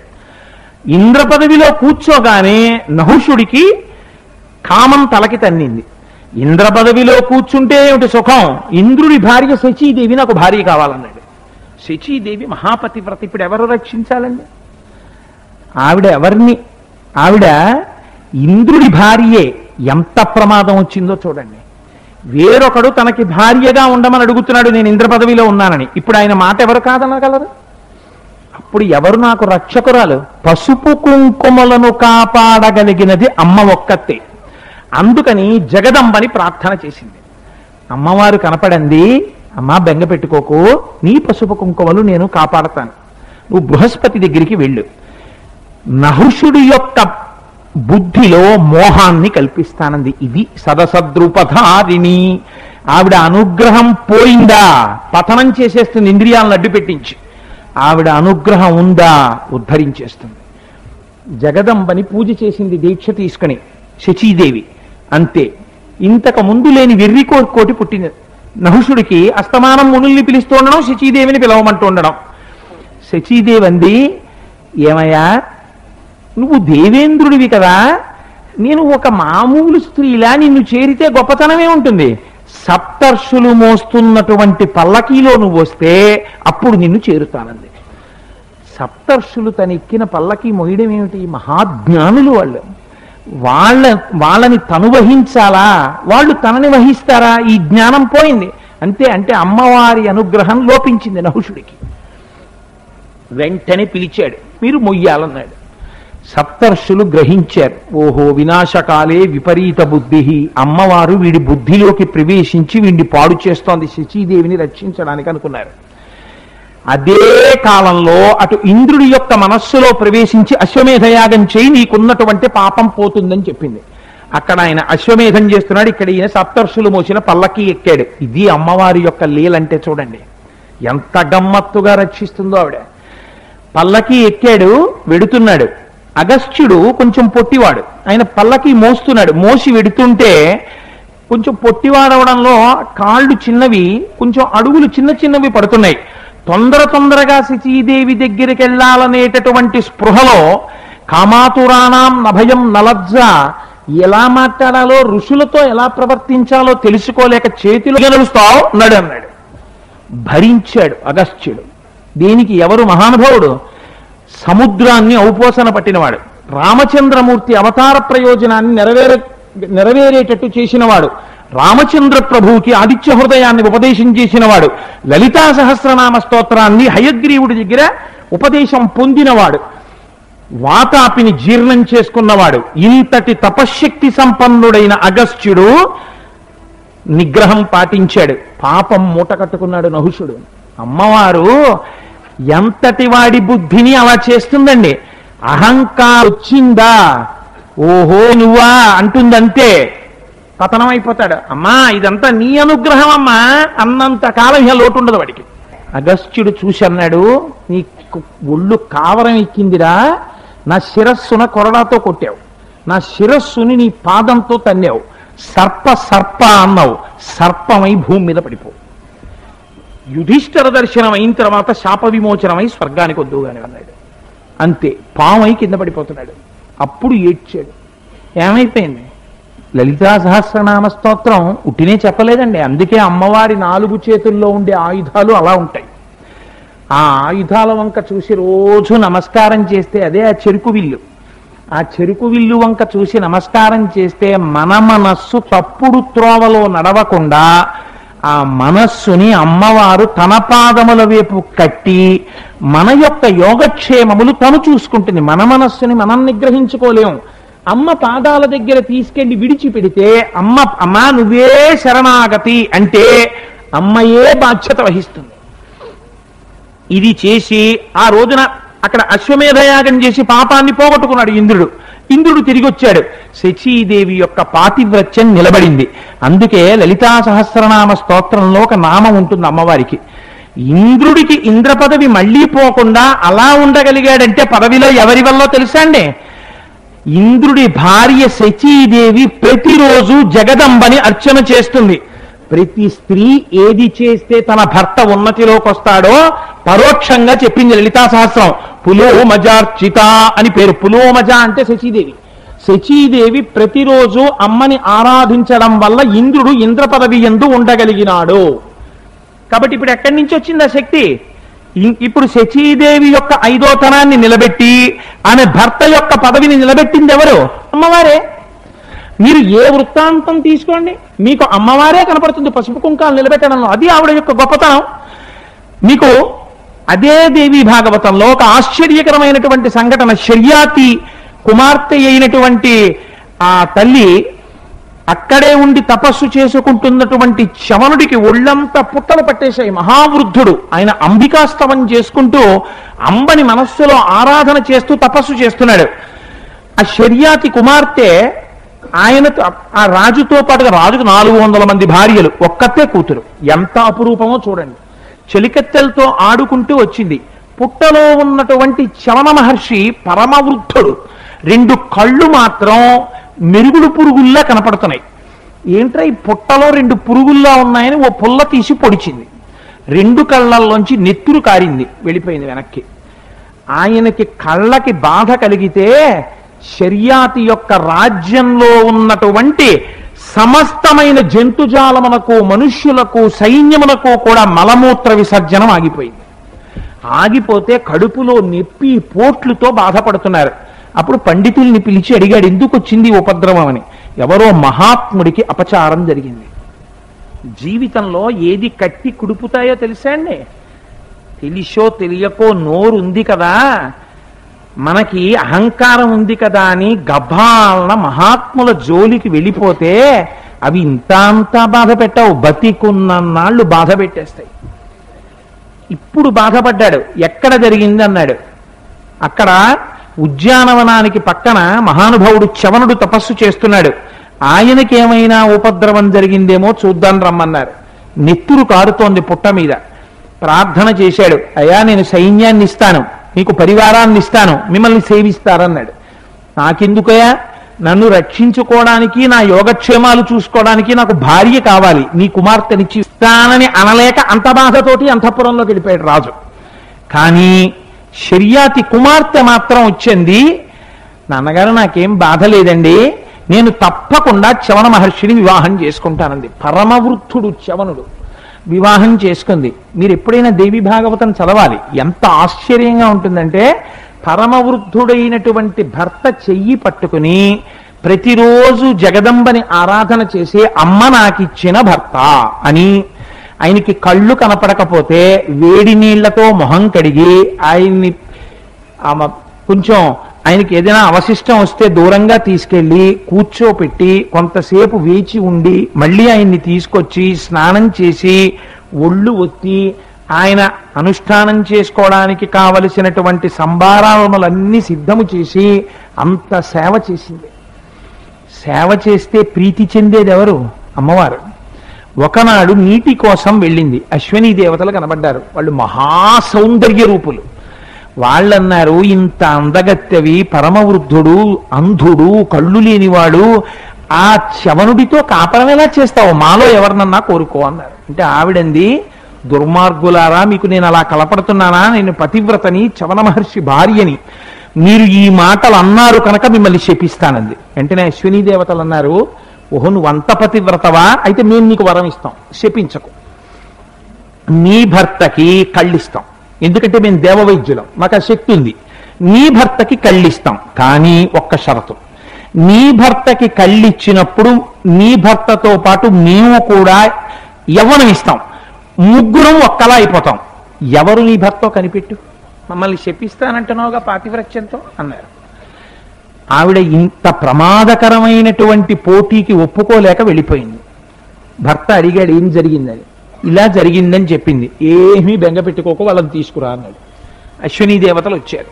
తన భార్య ఉపాసన మీద చవన మహర్షికి నమ్మకం. తీసుకెళ్లారు అశ్వినీ దేవతలు. ఒక తటాకం చూపించి ఇందులో మునుగుదని రమ్మన్నారు.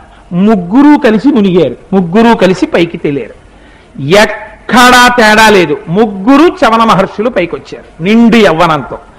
వచ్చి నిలబడ్డారు. నిలబడి ఇప్పుడు మా ముగ్గురులో ఎవరు చవన మహర్షో నువ్వు కనిపెట్టు, నువ్వు ఎవరిని చూపిస్తే వాడు చవనుడు కాకపోయినా నువ్వు వివాహం చేసుకోవాలన్నారు.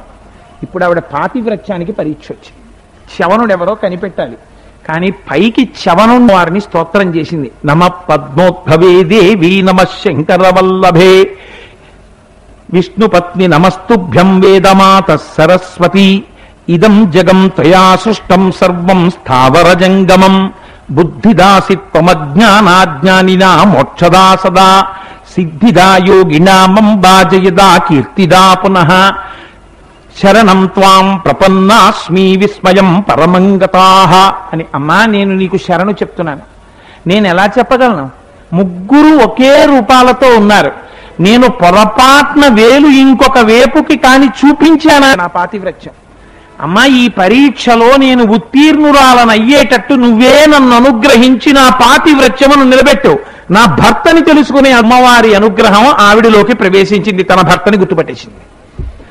అంతే. పరమ సంతోషంగా నిండు యవ్వనంతో ఉన్నటువంటి భర్తతో సంతోషంగా కాలం గడిపింది. ఎవరు రక్షించారండి ఆవిడ్ని? అమ్మవారు రక్షించలా? ఇది దృష్టిలో పెట్టుకునే శంకర భగవత్పాదులు సౌందర్య లహరిలో ఒక మాట అంటారు. ఇదే దేవీ తత్వం అంటే. ఇంకింతకన్నా శవరన్నవరాత్రులలో మీకు ఒక విచిత్రం చెప్పనండి. ఇందులో ప్రతి ఘట్టం విన్నందుచేత కూడా భర్తకి వస్తున్న ఉపద్రవాలు గట్టెక్కి పసుపు కుంకాలు నిలబడతాయి. అంత పరమోత్కృష్టమైన ఆఖ్యానములవన్నీ. అందుకే వాటినే ఉదాహరణలుగా చెప్పాను నేను ఇవాళ. అమ్మ ఎంతగా పసుపు కుంకుమల్ని మంగళసూత్రాన్ని రక్షిస్తుందో చెప్పడానికి. అందుకే శంకరులు కూడా అంటారు, సుధామప్యాస్వాద్య ప్రతిభయజరా మృత్యుహరిణి విపద్యంతే విశ్వే విధిశతముఖాత్యాది విశదః కరాళం యచ్వేళం కబలతవత కాలకలన నశంభోస్తన్మూలం తవ జనని తాటంక మహిమా. మా సత్యనారాయణకి మహా ఇష్టం. సుధామప్యాస్వాద్య ప్రతిభయజరా మృత్యుహరిణి. దేవతలందరూ కలిసి క్షీర సముద్రాన్ని చిలికారు. దేనికి? వృద్ధాప్యం రాకూడదు, మృత్యువు రాకూడదు అని. ఇంత చిలికితే అమృతం వచ్చింది, తాగారు. తాగినటువంటి వాళ్ళందరూ బతికి ఉండిపోయారని మీరు అనుకుంటున్నారా? అసలు నిజంగా అలా బ్రతికి ఉండిపోతే శంకరుడి మెడలో కపాలమాల ఎందుకుంటుందండి? ఆయన చేతకాక మెడలో కపాలమాల వేసుకున్నాడు అనుకుంటున్నారా? శంకరాచార్యులు వారు చెప్పారు ఈ రహస్యాన్ని. బ్రహ్మమస్తకావలీ నిబద్ధతే నమః శివాయ అని. వెళ్ళిపోయినటువంటి ప్రతి బ్రహ్మ యొక్క పుర్రె తీసుకుని, అయ్యో పాపం వీడందరికన్నా ముందొచ్చి నా మాట విని సృష్టి చేశాడు, వీడి పుర్రె కూడా రుద్రభూమిలో పడిపో ఉండడమా అని ఒక్కొక్కటి తీసి తాడు గుచ్చుకుని మెడలో వేసుకున్నాడు. అదో పెద్ద మాలైంది. అంటే ఇంతమంది వెళ్ళిపోయారు, కానీ ఆయన మాత్రం అలా సాక్షి. అదేమిటమ్మా, శంకరుడికి ఎప్పుడూ ఇబ్బంది రాలేదు. వ్యాసుడు అంటాడు లలితా సహస్రనామ స్తోత్రంలో, అమ్మా నీ యొక్క 2 చెవులున్నాయే, నీ చెవులకు ఉండేటటువంటి తాటంకములున్నాయే, అవి తాటంకయుగళీభూత తపనోడుపమండల. సూర్యచంద్రులిద్దరూ నీకు తాటంకములుగా ఉంటారమ్మా అన్నారు. కదంబ మంజరీ క్లుప్త కర్ణపూర మనోహర. కదంబ పుష్పాలంటే ఆ కడిమి పూలు, అవి గుత్తులు గుత్తులు అమ్మవారి చెవులో పెట్టుకుంటుందిట. చెవులో పువ్వులు పెట్టుకోవడం ఏంటండి, అలా ఉంటుందా? అదేంటి ఇప్పుడంటే దాని పరిస్థితి వేరు కదా. చెవిలో పువ్వు పెట్టుకోవడం అంటే అమ్మవారు లలితా సహస్రనామంలో అంతంత పెద్ద పెద్ద పూల గుత్తులు ఎందుకు పెట్టుకుంది అని మీకు అనుమానం రావచ్చు. పూర్వకాలంలో ఒక సంప్రదాయం ఉండేది. భర్త మహావీరుడైతే భర్త యొక్క శరీరమును వీరపత్ని ఆలింగనం చేసుకున్నప్పుడు యుద్ధాలలో ఆయన శరీరమునకు తగిలినటువంటి గాయములు ఆవిడ చేతులకి తగిలితే ఆవిడ పొంగిపోయేది. నా భర్త ఇంతటి మహావీరుడు, అన్ని యుద్ధాల్లో తిన్న దెబ్బలివని.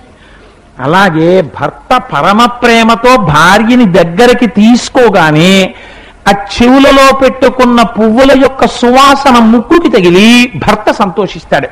అది అమ్మవారి మహాపాతివ్రత్యాన్ని సూచిస్తుంది ఆ నామం. అందుకే చెవి ఆకాశ గుణకం. చెవి శబ్దాన్ని గ్రహిస్తుంది. శబ్దము వేదము, వేదము భగవంతుని యొక్క స్వరూపమును ఆవిష్కరిస్తుంది. అమ్మ చెవులంటే శంకరాచార్యుల వారికి కూడా ఎంత ఇష్టం తెలుసా అండి? ఎందుకంటే శంకరుడు ఆలింగనం చేసుకోగానే మొట్టమొదట సువాసన ఆఘ్రాణించేది అమ్మవారి చెవులలో ఉన్న పూలగుత్తులవి. రెండు, మనందరి మొరలు అమ్మ తన చెవులతో వింటుంది. అందుకని ఆ చెవులంటే శంకరాచార్యుల వారికి ఎంత ఇష్టం. ఆయన అన్నారు, సుధామప్యాస్వాద్య ప్రతిభయజరా మృత్యుహరిణి. అమ్మ దేవతలందరూ అమృతం తాగారు, వృద్ధాప్యం రాకుండా శరీరం పడిపోకుండా బతికి ఉండిపోయారా అమ్మా? ఎవరు ఉండలేదు. కొంతమంది వెళ్ళిపోయారు, బ్రహ్మ వెళ్ళిపోయాడు, ఇంద్రుడు వెళ్ళిపోయాడు, చాలా మంది వెళ్ళిపోయారమ్మా. కానీ ఈ ప్రపంచంలో ఒక్కటే ఉంది, ఏమిటది? హాలాహలం. అది వచ్చేటప్పటికి మాత్రం అందరూ కవ్వం వదిలేశారు, తాడు వదిలేశారు, పరిగెత్తారు. చని కైలాసముజొచ్చి శంకరుని వాసద్వారముంజేరి ఈశుని దవ్వారికు లడ్డుపడ్డ తల మంచుంజొచ్చి కుయ్యో మొర్రో విను వాలింపుము చిత్తగింపుము దయన్ వీక్షింపు మంచు అంబుజానన ముఖ్యల్కని రక్త రక్షణ కళా సంరంభునిన్ శంభునిన్. అయ్యా రక్షించవయ్యా, హలాహలం తాగేవయ్యా అని పరిగెత్తారు. పరిగెడితే మహానుభావుడు శంకరుడు ఆ రోజున ఎదురొచ్చాడు. ఎదురొచ్చి ఆ హాలాహలాన్ని చేత్తో పుచ్చుకున్నాడు. పుచ్చుకుని దాన్ని ఇలా ముద్ద చేసి నేరేడు పండంత చేసుకుని నోట్లో పెట్టుకుని మింగుతుంటే ఉదరము లోకంబులకు సదనంబకు తెరిగి శివుడు తటుల విషాక్యం కుదురుకునే కంట బిలమున పదిలంబుగా నిలిపే సూక్ష్మ ఫలరసము క్రియన్. మింగేస్తే కడుపులో ఉన్న లోకాలు కాలిపోతాయి, పైకి వదిలేస్తే వీళ్లు పాడైపోతారని కంఠంలో పెట్టుకుని నీలకంఠుడయ్యాడు. అమ్మా అలా శంకరుడు రక్షించాడమ్మా. ఇంత గొప్పగా హాలాహలాన్ని శంకరుడు తాగేశాడంటే గొప్ప అయ్యేది కాదు. రేపు పోమన్నారు శంకరాచార్యులు వారు. ఎవరిదా గొప్ప? అమ్మా నీ చెవులకున్న తాటంకాల గొప్పమ్మా అన్నారు. ఏమిటి ఆ తాటంకాల గొప్ప అంటే? తాడ, తాళి, ఈ రెండు కూడా తాటి చెట్టుకి సంబంధించినవి. మనకి 8 వస్తువులు ఉన్నాయి, వాటిని సౌభాగ్య వస్తువులు అంటారు. ఆ 8 వస్తువులు ప్రకటంగా అమ్మవారి స్వరూపం. అనుములు, ఉప్పు, పెరుగు, ఎర్రటి పువ్వు. అందుకే ఎర్రటి పువ్వు అమ్మవారికి పూజ చేస్తే మహాప్రీతి. ఎర్ర పువ్వు పొరపాటున కూడా తొక్కకూడదు. ఇవాళ రేపు ఎంత దరిద్రంగా తయారైందంటే సమాజం, ఎందుకు చేస్తారో నాకు అర్థం కాదా. పనికి మాలిన సభల్లో అక్కడ దైవానికి సంబంధించో ఆధ్యాత్మికతకి సంబంధించి ఏమీ ఉండదు. ఎందుకు తెస్తారో తెలీదు. బుట్టలతో ఎర్రటి గులాబీ పూలు తీసుకొచ్చి చేతిలో పెడతారు. వీడింకక్కడ కూర్చుని చేసే పని ఏంటంటే ఎర్ర గులాబీ కింద పడేస్తారు, ఆ ఎర్రటి పూలు తొక్కుతారు. అప్పటికి బాగుంటుంది, కట్టి కుడిపినప్పుడు బాధపడతారు. సౌభాగ్య వస్తువుల్లో ఎర్ర పూలు ఒకటి. అలాగే ఆ తాటి చెట్టు ఒకటి. ఇప్పుడంటే బంగారంతో మంగళసూత్రం చేస్తున్నారు, కానీ 2 మాత్రం తాటి చెట్టుకు సంబంధించినటువంటి వస్తువుతోటే చేసేవారు. అందుకే ఇప్పటికీ దాని పేరేమిటో తెలుసా అండి? తాళి. తాళి అంటే తాళ వృక్షము, తాటి చెట్టు. అందుకే పెద్దలైన వారు, నిష్ణాతులైన వారు, తెలుసున్న వారైతే చంద్రశేఖర పరమాచార్య స్వామి వారు హెచ్చరిక చేశారు. ఆడపిల్ల మెడలో మంగళసూత్రం కట్టించినప్పుడు తప్పకుండా ఒక తాటాకు ముక్క తీసుకొచ్చి మంగళసూత్రంలోకి గుచ్చాలి. ఎందుకో తెలుసా అండి? దాని పేరు తాళి. తాళి అంటే తాళమునకు సంబంధించినది, తాటి చెట్టుకి సంబంధించింది. అలాగే ఆడపిల్లకి చెవులు పుట్టిన తర్వాత మొట్టమొదట తాటాకే పెట్టాలి. ఎందుచేత అది సౌభాగ్య వస్తువు. తరువాత మార్చనప్పుడు ఒక పని చేస్తారు, పువ్వు పెట్టుకుంటారు. ఒక మధ్యలో కర్ణిక పెట్టి ఆ దుద్దులా పెట్టి చుట్టూ 6 కానీ 8 కానీ దళములు వేస్తారు, వేసి పువ్వులు పెట్టుకుంటారు. అది కూడా ఉంది. జంబుకేశ్వరంలో శంకర భగవత్పాదులు అయితే అద్భుతమైన ప్రయోగమే చేశారు. ఆయన శ్రీచక్రం తీసుకొచ్చి అమ్మవారిలో ఎక్కువైపోయిన శక్తి మనం తట్టుకోలేమని ఉగ్రమూర్తులు అంటారు. అదో పనికిమాలిన మాట. ఉగ్రమూర్తులు ఏంటి? ఆ శక్తి నువ్వు తట్టుకోలేవు, తట్టుకోలేవు కాబట్టి శంకర భగవత్పాదులు ఈ జాతికి చేసిన గొప్ప ఉపకారం. ఆ మూర్తిలోంచి ఎంత శక్తిని నువ్వు తట్టుకోలేవో అంతని మైనస్ చేశారు, తీసేశారు. ఇప్పుడు తీసిన దాన్ని ఎక్కడ పెట్టాలి? ఇప్పుడు పొద్దున్న మీరు సుప్రభాతంలో విన్నారు కదా, విన్నంత మాత్రం చేత ఫలితం. శ్రీనాథద్భుత పాలిత త్రిభువనాం శ్రీచక్ర సంచారిణీం గానాసక్త మనోజ్ఞ యవ్వనల సద్గంధర్వ కన్యావృతాం దీనానామతివేల భాగ్యజననీం దివ్యాంబరాలంకృతాం శ్రీశైలస్తవతీం శ్రీమాతరం భావయే.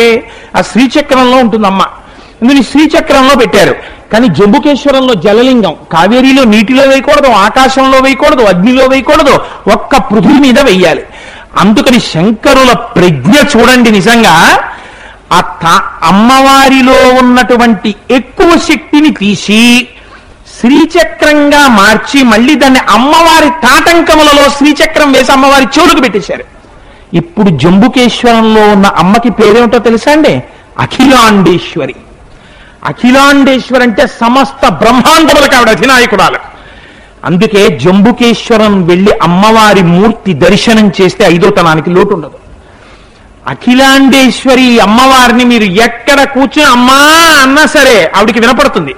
ఆ చెవులకంత శక్తిని శంకర భగవత్పాదులు కటాక్షించారు ఈ జాతి స్త్రీల పసుపు కుంకాల కోసం.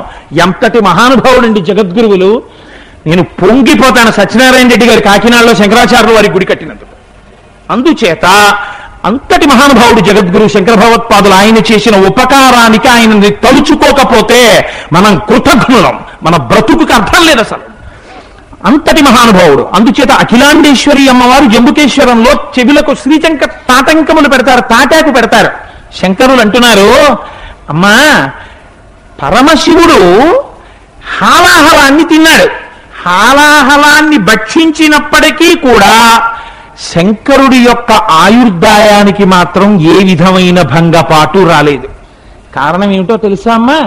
కవజనని తాటంక మహిమ. అమ్మా నీ చెవులకు పెట్టుకున్న తాటంకములు అటువంటివమ్మా. ఆ తాటంకములంటే ఐదోతనానికి సూచన. స్త్రీ ఐదోతనం ఉన్నటువంటి స్త్రీ చెవి తాటంకములు లేకుండా భర్తకి కనపడరాదు. అత్యంత శక్తివంతమైన ఐదోతనపు గుర్తేది? మెడలో ఉన్న తాళి, చెవులకు ఉన్న తాటంకములు. ఈ రెండు చాలా ప్రధానమైనవి. అవి ఎట్టి పరిస్థితుల్లోనూ కూడా విడిచిపెట్టుకోకూడదు. అందుచేత అంత శక్తివంతమైనటువంటి తాటంకముల గురించి శంకర భగవత్పాదులు మాట్లాడుతున్నారు. మీరు ఒక్క విషయం ఆలోచించండి. తాటంకముల గురించి శంకరుడు చెప్పారు. అమ్మవారి తాళి గురించి మహానుభావుడు పోతన గారు చెప్పారు. ఎక్కడ చెప్పారో తెలుసా అండి? ఇద్దరు చెప్పడంలోనూ గమ్మత్తే. ఎంత గమ్మత్తుగా చెప్పారంటే, ఆ హాలాహలం అందరినీ తరువుకొచ్చేస్తుంటే పరమశివుడు దానికి ఎదురెళ్ళాడు. అందరూ పారిపోయారు. ఈయనొక్కడు మాత్రం ఎదురెళ్ళాడు. ఎదురెళ్ళి, ఏమే దిక్కుమాలిన హాలాహలమా, పిల్లలందరూ అలా బాధపడుతున్నారు, వాళ్ళని తరువుకొచ్చి ఇబ్బంది పెడతావా? భక్షింతు హాలాహలమును శిక్షింతును మధుర సూక్ష్మ పలరసము క్రియన్ రక్షింతు ప్రాణికోట్లను వీక్షింపిము నేవు నేడు ఇక చాబ్జముఖి అని పార్వతీదేవితో చెప్పి, నువ్వేం బెంగ పెట్టుకోక పార్వతి, హాలాహలం తాగితే నాకేమైనా అయిపోతుంది అనుకుంటున్నావా? నాకేం అవదు. చూడు పిల్లల్ని రక్షించడానికి కంటే జగముల దుఃఖము వింటే జల జనిత విషపు వేడిని ప్రభువయ్యుంటకు ఆర్తుల ఆపద రక్షించ. తల్లిదండ్రులు ఇంకా ప్రపంచంలో ఏమిటండి?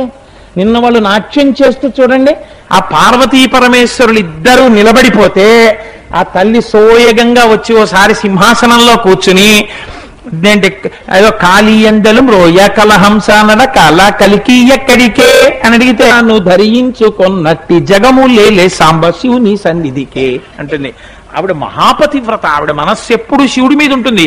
శివే శృంగారార్ధ తదితర జనే కూర్చన పర అంటారు. అలా నిలబడిపోయిన పార్వతీ పరమేశ్వరుల దగ్గరికి ఆ చెలికెత్తెలు వచ్చి, వాగర్ధ వివసంపృక్తం వాగర్ధ ప్రతిపత్తయే జగత పితరం వందే పార్వతీ పరమేశ్వరవు. మీరు మీ ఇద్దరు మాకందరికీ తల్లిదండ్రులు, మీ దర్శనం అయింది, మాకు చాలు అని నిన్నటి రోజున వాళ్ళు స్తోత్రం చేశారు. అది మనందరి తరపున చేసిన స్తోత్రం. ఎంత కమనీయమైన సన్నివేశం చూడండి. కష్టం వచ్చినప్పుడు రక్షించేటటువంటి వాళ్ళు తల్లిదండ్రులు. వాళ్ళు తప్పు వెతకరు. అయ్యో పిల్లాడు అప్పుడు వచ్చాడేంటి, క్షీరసాగర మదనం చేసినప్పుడు మంచి వచ్చినప్పుడు మాకు ఇచ్చారేంటి, మేమెందుకు వెళ్ళాలి అని దెప్పి పొడవరు, పరిగెత్తుకుంటూ వెళ్ళి రక్షిస్తాడంతే. చిత్రం ఏమిటంటే హాలాహలం తాగేటప్పుడు అది తాగితే అంత వేడి కదా, సముద్రాలు ఇంకిపోయాయి కదా. మరి ఏమంటే శంకరుడు హాలాహలం తాగుతుంటే ఆయనకి ఒళ్ళు వేడి చేసేయడం కానీ, లేకపోతే ఒళ్ళు నల్లగా అయిపోవడం కానీ, పోనీ అన్నింటి సంగతి వదిలేయండి, పైనున్న చందమామ చాలా చల్లగా ఉంటాడు కదా, ఆయన వేడెక్కిపోవడం కానీ ఇలా ఏం జరగలేదా అంటే, పోతా వడలం ధర్మాంబుజాలంబు పుట్టదు నేత్రంబులు నెర్రబారవు నిజ జూటాచంద్రుడు కందడున్ వదనాంభోజము వానదా విషమును ఆహ్వానించుచో దాయుచో పదిలంబై కడిచేయుచో దిగుచుచో భక్షించుచో మృంగుచో. ఎదురెళ్ళి ఆ హాలాహలాన్ని పట్టుకున్నప్పుడు కానీ, నలిపినప్పుడు కానీ, ముద్ద చేసినప్పుడు కానీ, ఉన్నప్పుడు కానీ కనీసం ఒళ్ళు వేడెక్కలేదు, వేడి చేయలేదు, కళ్ళెర్రబడలేదు, చందమామ కందిపోలేదు, పావు కూడా భయపడిలా కింద కొంగలేదు. శంకరుణ్ణి ఆశ్రయించిన వాళ్ళకి, అమ్మను ఆశ్రయించిన వాళ్ళకి బెంగ ఎక్కడుందండి? ఏ బెంగ లేదు. పవి పుష్పంబగు అగ్ని మంచగు నాకూపారం భూమిస్థలంబగు శత్రుండతి మిత్రుడవు విషము దివ్యాహారమౌనెన్నగా అవనీ మండలిలో ఫలం సభాషణోల్లాసకిన్ శివ నీ నామము సర్వవశ్యకరమవు శ్రీకాళహస్తీశ్వర అంటాడు ధూర్జటి. సముకున్న వాళ్ళకి లోటేమిటాయా? పవి పుష్పంబగు, వజ్రం పెట్టి కొడితే వాడికి అది పుష్పమాల అయిపోతుంది, నందనారకు అయిపోలేదు. అయితే పోతనగారి గడుసుతనం ఎక్కడుందంటే, ఏమయ్యా ఎంత పనికి మాలినవాడు భర్త అయినా భార్య హాలాహలం తాగేస్తానంటే ఒప్పుకుంటుందా? ఎలా ఒప్పుకుందయ్యా? జగన్మాత కదా పార్వతీదేవి. నిత్యాయ త్రిగుణాత్మనే పురజితే కాచాయిని శ్రేయసే సత్యాయ అద్య కుటుంబినే మునిమమ ప్రత్యక్ష చిన్మూర్తయే. శంకర భగవత్పాదులు శివానంద లహరిలో వర్ణించారే అద్య కుటుంబిని, వాళ్ళిద్దరూ ఆది దంపతులే. అటువంటి శంకరుడు హాలాహలం తాగుతానంటే ఒప్పుకుందా? ఎలా ఒప్పుకుందా అంటే, పోతన గారు ఎంత గడుసుతనంగా చెప్పారంటే, ఆ తాగుతున్నది హాలాహలమని అమ్మవారికి తెలుసు. భక్షించడివాడు విభుండని, భక్షించడిది హాలాహలమని, తాను పరమశివుడు తాగుతున్నది హాలాహలమని ఆవిడికి తెలుసు. ఇదండి తాగేమన్నాను అని ఆవిడేం అనలేదు, ఆవిడికి తెలుసు హాలాహలం తాగుతున్నాడని. తాగుతున్నవాడు ఎవడో పరాయివాడు కాదు, స్వయంగా తన భర్తని ఆవిడికి తెలుసు. కానీ ఇన్ని తెలిసి కూడా మరి ఎలా తాగమంది హాలాహలం అంటే, త్రాగమనే సర్వమంగళ తన మంగళసూత్రమునెంత మదినమ్మినదో. నా మెడలో మంగళసూత్రం ఉంది, ఈ మంగళసూత్ర సర్వమంగళా దేవత ఉన్నది. నేను ఈ సర్వమంగళాది కాలం అమ్మ నాతో ఉన్నంత కాలం నా తాళిబొట్టుకి ఇబ్బంది రావడమా? శంకరుడు హాలాహలం తాగినా ఏ ప్రమాదం రాదనుకుందిట, అందుకని తాగేమందిట. తాళ తాళి తాటి ఆకుతో చేయబడినది అంత ప్రశస్తం. ఆ తాళి అటువంటిదే, తాటంకము అటువంటిదే. అమ్మా గొప్పతనం ఎక్కడుందో తెలుసా? హాలాహలం తాగి కూడా ఎందుకు బతికాడు శంకరుడంటే, శంకరుడి గొప్ప కాదమ్మా హాలాహలం తాగడం, నీ చెవులకున్న తాటంకాల గొప్పతనం అది, నీ ఐదోతనం అటువంటిది. అందుకని శంకరుడికి ఏం ప్రమాదం రాలేదు పొమ్మన్నారు అంతే శంకరాచార్యులు గారు. అంటే ఒక స్త్రీ పెట్టుకునేటటువంటి తాటంకముల యొక్క శక్తిని ఆ శ్లోకంలో నిరూపించారు. మీకు ఇంకొక మాట చెప్తున్నాను.